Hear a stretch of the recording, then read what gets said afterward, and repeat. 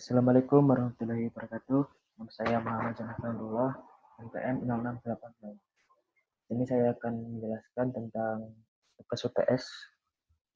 Itu yang pertama tentang TCP. Di sini saya menggunakan program FTP. Jadi FTP itu sendiri adalah file transfer protocol. Jadi transfer file antara klien dan server. Bukan hanya transfer sebenarnya, tapi bisa juga mengolah file yang ada di server. Nah, di program saya ini, jadi servernya nanti dia akan bertindak pasif, sedangkan kliennya lah yang akan mengolah data yang ada di server. Kalau di Linux, komennya kan ada banyak, misal ls, mkdir, rmdir, delete, dan sebagainya. Tapi di sini saya menggunakan 3 komen, yaitu list, pindah directory, dan hapus data. Jadi saya tidak memasukkan untuk send file maupun receive file karena kemarin sudah cepat nyoba tapi tetap tidak bisa, masih bingung gimana caranya. Jadi saya hanya bisa yang list, pindah directory, dan hapus data. Nah, yang pertama saya akan menjelaskan di kelas client UI. Jadi desainnya itu seperti ini. Dia nanti akan masukkan host terlebih dahulu, kemudian port, username, dan password. Dalam tombol connect ini terdapat code, yaitu dia pertama mendeklarasikan beberapa variabel. Untuk variabel username, password, dan port ini digunakan untuk mengambil string yang ada di dalam labelnya ini sesuai dengan namanya.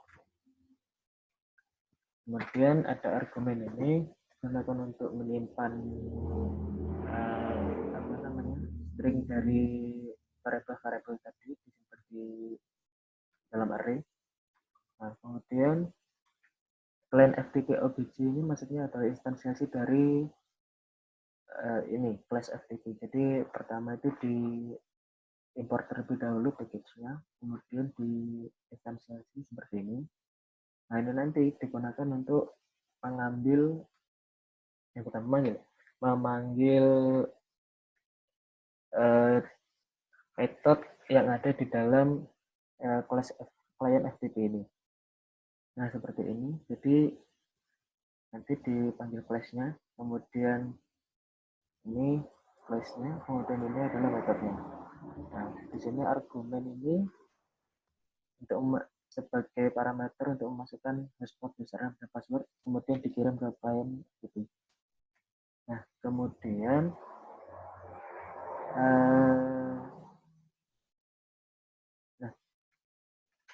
jika di sini, kalau di sini itu digunakan untuk hanya untuk connect dari klien ke server. Jadi misal message ini nanti diberikan dari FTP server. Jika dia dikeluarkan message gagal, maka dari klien itu nanti tidak akan bisa connect ke server, jadi FTP tidak akan berjalan. Sebaliknya, kalau dia message-nya itu adalah berhasil, dia akan masukkan dia akan mengeluarkan mainframe itu ini. Jadi di dalam mainframe ini nanti kita akan menjalankan beberapa komennya tadi, seperti pindah directory dan sebagainya. Nah, oke. Kemudian kita lanjut ke client FTP. Jadi di client FTP ini intinya adalah untuk menjalankan komen-komennya tadi.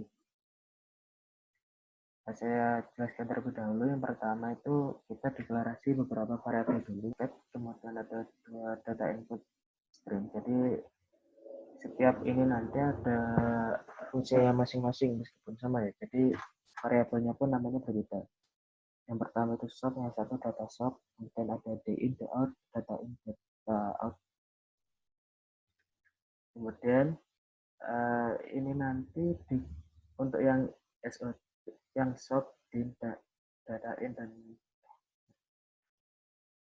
kemudian untuk yang SOP di in dan di out ini digunakan untuk koneksi dari klien ke server untuk awal. Jadi nanti FTP server nanti akan menunggu klien dulu. Ketika klien masuk, nah ini data input stream dan output streamnya yang digunakan nanti ini untuk menampungnya. Kemudian kalau data in data out ini digunakan untuk file transfernya. Dan juga untuk data source itu untuk file transfernya, untuk connect-nya. Kemudian di sini untuk metode connect ya. Metode connect ini digunakan untuk mengkoneksikan antara klien dan server. Jadi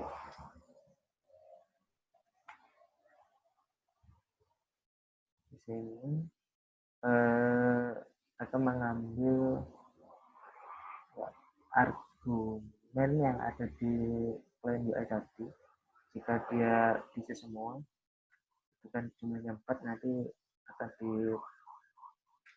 akan dimasukkan ke beberapa variabel ini, kemudian diambil indeksnya untuk host itu yang pertama. Kalau indeks tadi kan dimulai dari 0, jadi kita anggap yang ini pertama, kedua, ketiga, dan keempat. Nah, kemudian sub ini digunakan untuk mengambil host dan portnya tadi, kemudian akan dicocokkan dengan host dan portnya server. Kalau dia sudah benar dan bisa masuk, barulah kita bisa menginputkan username dan password.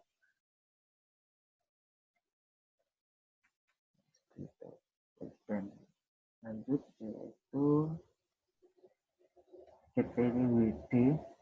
GPWD ini digunakan untuk mengetahui directory awal saat kita pertama connect ke server.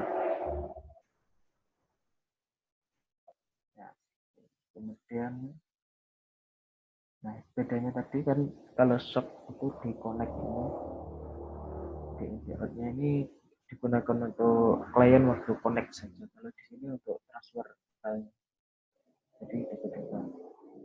Dia akan mengkonekkan lagi dari klien ke server.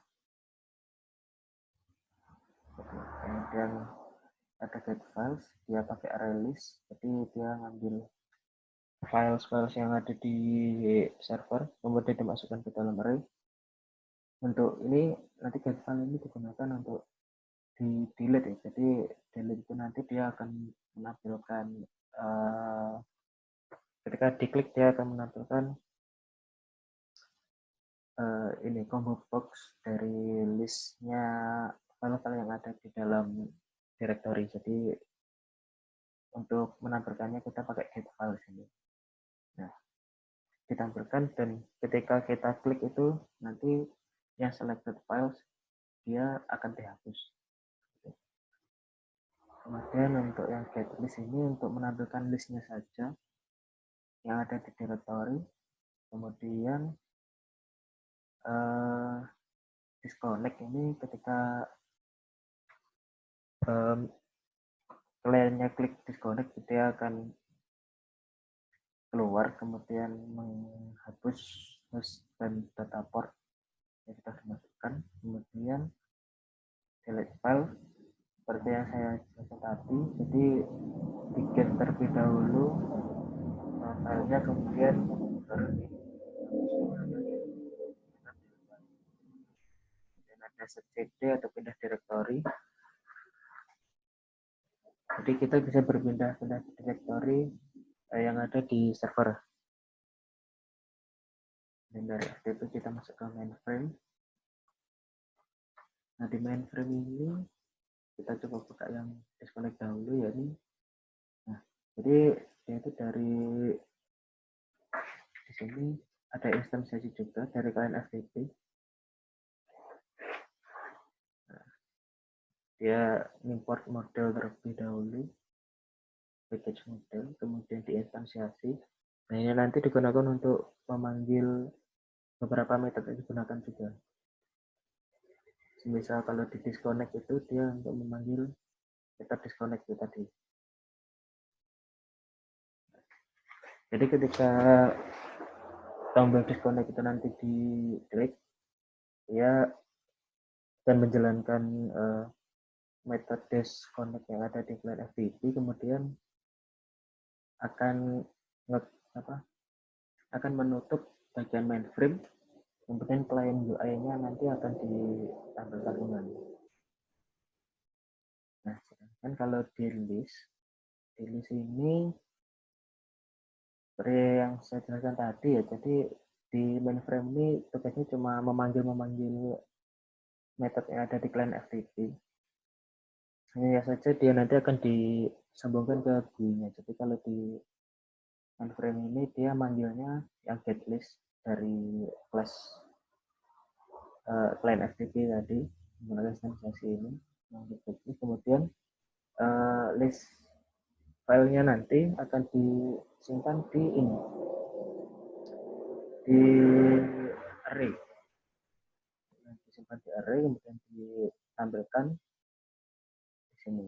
Dia nanti menggunakan message dialog dari JAption Tool. Nanti akan ditampilkan, kemudian ada lagi pindah directory. Pindah directory itu jadi pertama ketika pertama diklik kita harus masukkan path. Nah, path atau alamat directory nanti akan disimpan di dalam selection yang nantinya akan digunakan di pengujian. Jadi kalau data selectionnya kosong, maka akan keluar error Anda belum masuk path. Sedangkan kalau seleksinya benar, dia akan langsung masuk, PWD-nya itu nanti akan berubah. Jadi ke bagian sininya nanti akan langsung berubah ketika benar. Nah, ketika salah, jadi nanti ada peringatan error, directory tidak ada. Kemudian hapus data, jadi hapus data ini seperti yang saya bilang tadi ya, jadi untuk delete file itu menggunakan dua method, jadi get files dan delete files. Jadi yang pertama itu filesnya akan dimasukkan ke array dulu, sama kayak list tadi. Cuma kalau di sini itu dia disimpannya bukan di message dialog, tapi dia digunakan untuk di combo box. Nah, di combo box, kemudian kalau di dalam combo box itu nanti kita klik filenya yang mana, jadi dia nanti jadi untuk file yang diklik itu nanti nanti akan disimpan di selection ini. Jadi setelah kita pilih filenya yang mana, disimpan di selection, kemudian dijalankan metode delete filenya tadi. Nah, kira-kira seperti itu untuk yang mainframe. Nah, kemudian kita lanjut ke servernya. Jadi di server ini kita yang pertama ini menyeting untuk port servernya. Jadi untuk socketnya nanti dia akan nyambung di port berapa gitu. Jadi dari awal saya gunakan port ini. Sebenarnya kalau di FTP server ini portnya bisa berubah-ubah ya, tapi kalau dijalankan di netbin, jadi dia akan otomatis 5217. Sedangkan kalau di CMD dia itu bisa memilih portnya sendiri, bisa mengisikan portnya sendiri. Nah, jadi kalau di netbin itu akan jalannya yang ini saja. Sedangkan kalau ini tuh dia bisa berjalan kalau dijalankannya di CMD. Nah, setelah itu port number-nya akan dimasukkan ke server socket untuk koneksi dari klien ke server. Kemudian uh, yang data source ini untuk transfer filenya.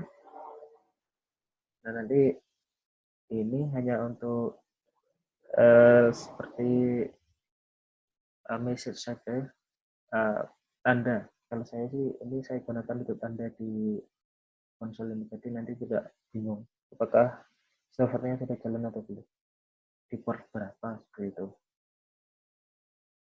Nah, ketika sudah selesai nanti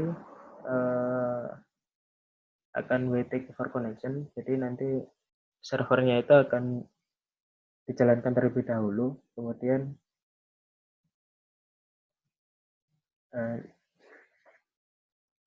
servernya dijalankan terlebih dahulu, kemudian kita menunggu klien untuk login. Kemudian kita lanjut, kita buat kelas baru, dan kita deklarasikan untuk soket, server soket, dan data streamnya. Kemudian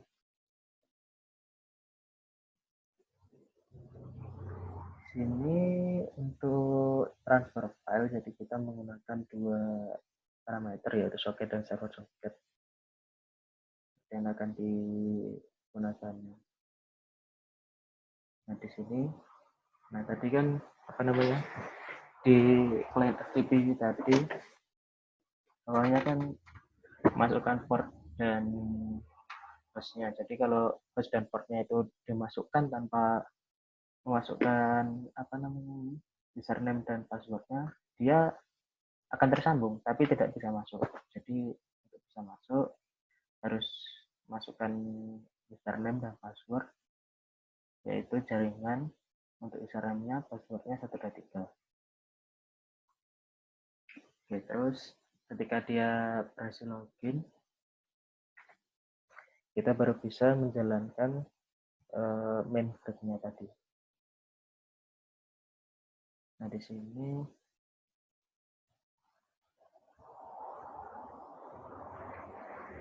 ada PWD tadi bisa jelaskan, yaitu menampilkan lokasi awal saat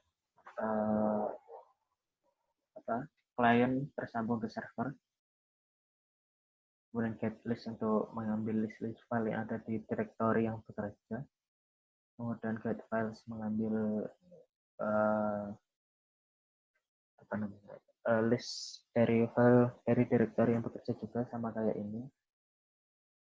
Nah, kalau di get list ini dia akan ditampilkan itu akan ada perulangan seperti ini. Jadi ketika apa namanya ketika dia sudah didapatkan list filenya, dia diuji terlebih dahulu apakah dia itu file atau directory. Ketika dia itu file, nanti akan dikasih nama file strip, kemudian nama filenya. Ketika directory, ya dir strip nama direktorinya. Nah, kalau di get file ini, dia ini hampir sama, cuma nanti tidak ada penamaan seperti ini, jadi langsung ditampilkan di combo box gitu. Dia akan jadi pertama itu dia hanya dipilih yang mana filenya doang. Jadi kalau direktori itu nanti tidak akan masuk ke dalam get file semua. Jadi hanya diambil itu yang filenya doang, kemudian di count berapa jumlah filenya. Kemudian untuk yang perulangan ini digunakan untuk mengambil nama dari filenya doang. Jadi kalau tadi kan ini untuk menghitung berapa banyak filenya saja, kemudian ini untuk mengambil nama-namanya file itu tadi.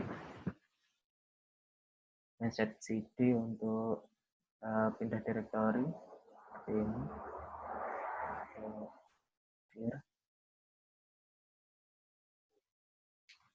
Oke, terus delete file seperti ini. Jadi nanti nunggu dari get file itu dulu. setelah dapat nama dari filenya, dan dia akan jalankan ini.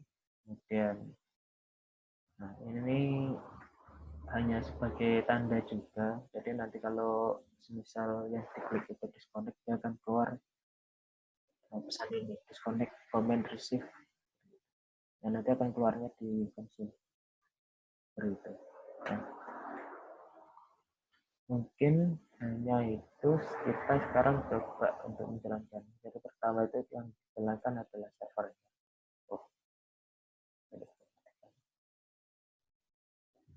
Pertama jalankan servernya. Nah, dia akan mengeluarkan portnya terlebih dahulu, kemudian waiting for connection. Kita jalankan client UI. Karena kita localhost, kita masukkan localhost seperti ini. Kemudian portnya 577. Tadi username-nya jaringan dan passwordnya sudah. Nah, ketika username dan passwordnya sudah benar dan portnya juga sudah benar, dia akan masuk ke mainframe seperti ini. Nah, ini adalah PWD yang saya maksud tadi. Jadi ketika kita pertama connect kemudian masuk, itu yang dikeluarkan direktorinya itu yang ini adalah direktori project admin sendiri. Dan kita klik list, itu di dalamnya ada ini saja. Kita coba buka.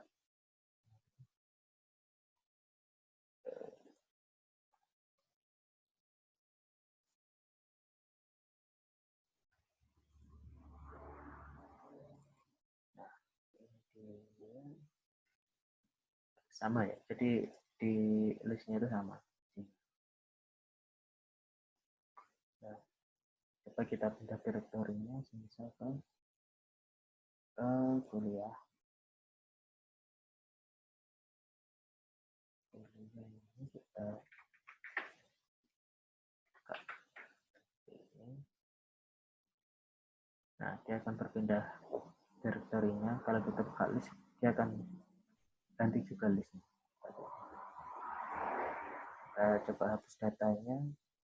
Kita ambil yang, nah ini kalau ini kan kita cuma bisa lihat filenya saja kan. Jadi cuma ada FTP sama new dokumen ini. Jadi kalau semua direktorinya itu tidak dimasukkan ke sini. Jadi kita coba dokumen dan di OK.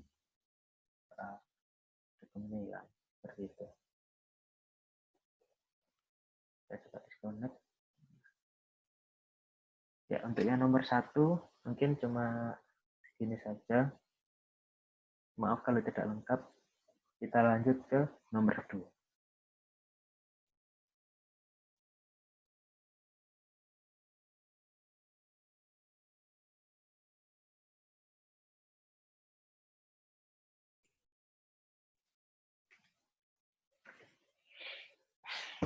Ya, sekarang saya jelaskan untuk yang nomor 2, yaitu saya membuat aplikasi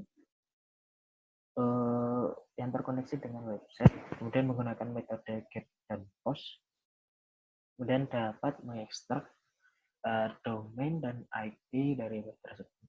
Nah, saya buat 2 class, yaitu HTTP get dan post, jadi masing-masing menggunakan metode yang berbeda. Di sini di aplikasi ini ya, jadi saya itu menggunakan yang namanya JSON object. Jadi nanti saya yang di get itu saya ngambil responsnya dari website itu, saya coba di Postman ya untuk yang get ini. Nah, saya coba masukin URL ini. Nah, tadi keluar origin. Nah, seperti ini nanti yang akan saya get ke aplikasi ini. Jadi akan menampilkan originnya.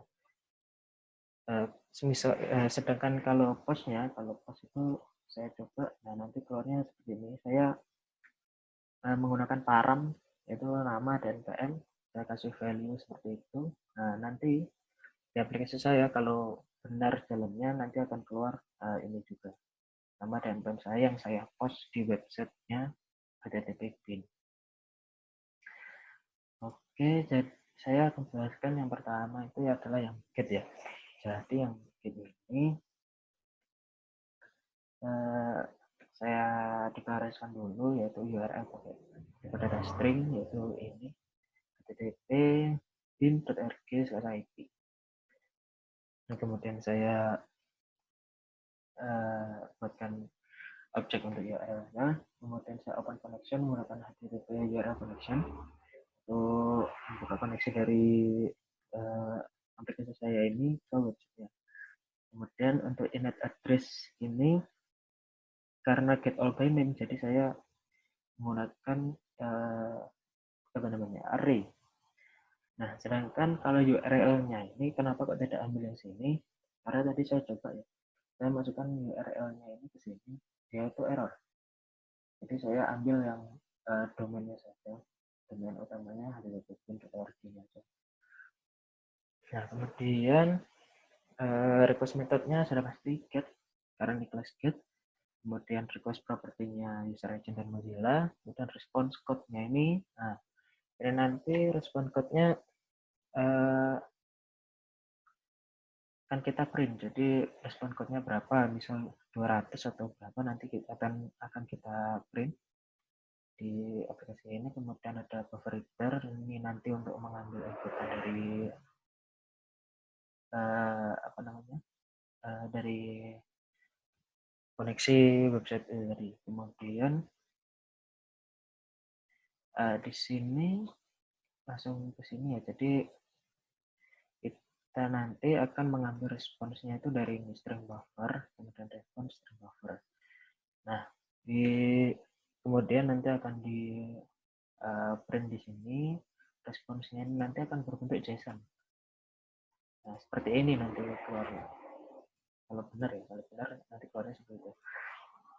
Kemudian saya buat yang JSON object ini, saya gunakan untuk mengambil objek dari respon yang sudah di print tadi. Jadi sini saya ngambil originnya saja. Jadi nanti di my response get string ini dia akan mengambil objek yang namanya string. Nah, ini nanti akan diambil isinya. Jadi yang ini nanti akan ditampilkan. Gitu. Nah, kemudian untuk yang domain dan IP-nya ini tadi nyambungnya ke sini ya. Nyambungnya ke sini. Jadi karena tadi get all by name, jadi saya harus buat perulangan dulu. Saya panggil lagi untuk init address yang biasa. Jadi kalau sebenarnya bisa satu-satu, yaitu init address kemudian langsung get by name, kemudian URL gitu bisa. Jadi karena misalnya mintanya get all by name, saya buat seperti ini. Jadi nanti kenapa dibuat perulangan, karena kan nanti IP atau domainnya itu bisa lebih dari satu, jadi akan dilakukan perulangan sebanyak IP atau domain yang berbeda. Jadi saya coba jalankan, jadi IP-nya itu ada 2 ternyata. Nah, makanya nanti outputnya seharusnya dia itu keluarnya 2 IP, kemudian 2 domain juga, tapi domainnya itu sama, karena yang berbeda itu cuma IP-nya. Saya tadi coba di sini nah,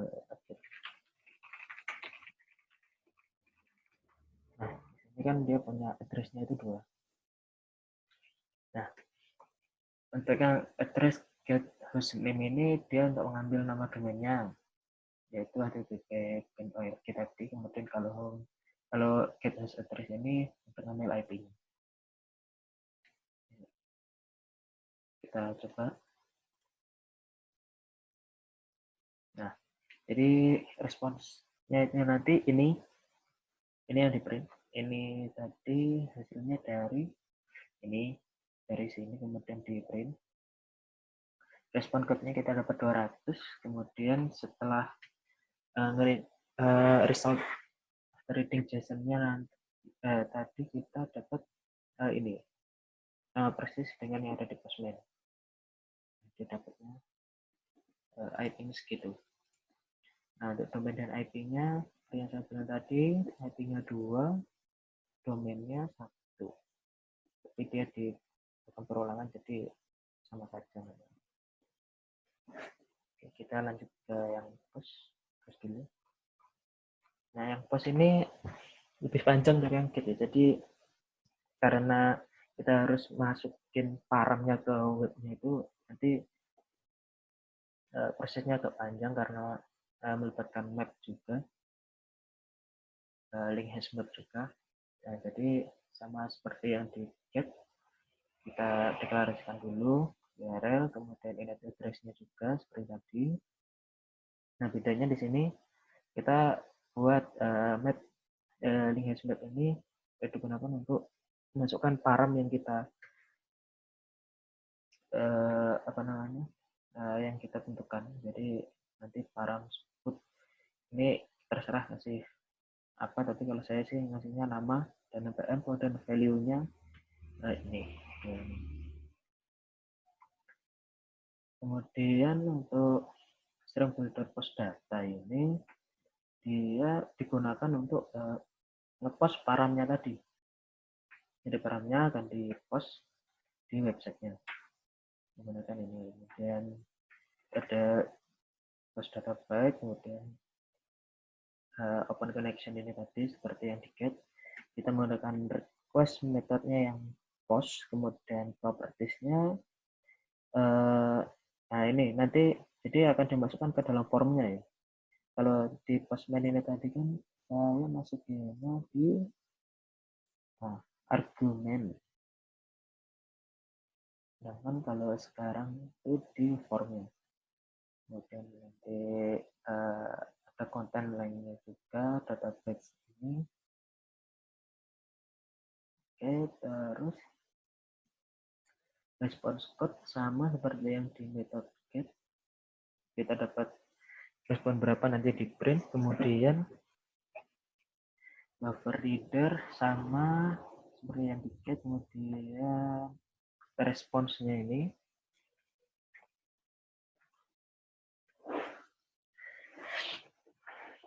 jadi responsnya nanti akan lebih panjang, jadi sama seperti ini, sepanjang ini nanti responsnya juga berbentuk JSON seperti ini. Jadi nanti akan di print responsnya, kemudian kita ambil objeknya, yang pasti kita ambil origin terlebih dahulu. Di sini kita ambil originnya, kemudian kita ambil juga untuk yang bagian nama dan npm param yang param yang sudah kita post tadi di website mereka. Jadi kita akan ngambil juga untuk nama dan npm-nya. Tapi ini nanti masuknya ke form ya, bukan ke argumen, masuknya ke form. Jadi kita buat lagi jasa objeknya itu untuk ngambil yang khusus di formnya saja. Kita ambil nama ya, dan domain IP-nya sama seperti yang di get. Kita name untuk ngambil domain, kita terus untuk ngambil IP. Jadi kita running. Nah ini responsnya ini sebanyak ini. Nah ini sudah masuk ke nama npm sudah masuk ke form, jadi sudah dipost dengan benar ke dalam websitenya. Kemudian saya ambil untuk originnya, kemudian nama param yang saya post tadi dan npm juga. Kemudian untuk domain dan IP-nya seperti ini, sama dengan yang di get tadi. Sekian dari saya, terima kasih. Wassalamualaikum warahmatullahi wabarakatuh.